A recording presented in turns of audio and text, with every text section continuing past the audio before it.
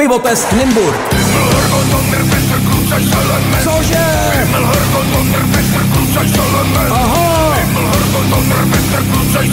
Na festiválku kvalitního piva a hudby uslyšíte Trautenberg, Znouzecnost, Medvěd 009, Pepu Lábuse a spol, Václava Koupka, Janika Tevy, Like, Infinity, Terezu, Davida Šitavance, 8 setin bez jídla a Krausberry. Prostě bude mejdlo.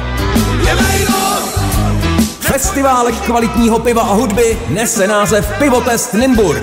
K laskavému ochutnání nabídnou svoji produkci pivovary Hendrich, Mordýř, Podkováň, Konrad, Malešov, Podzipský pivovar, Kujeba, Propr a domácí nymburský pivovar s postřižinským pivečkem. Pojďte hole, všichni kolem, tak pojďte dneska večer k nám.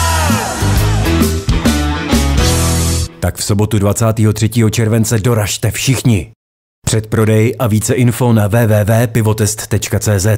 Rádio Patriot je mediálním partnerem akce.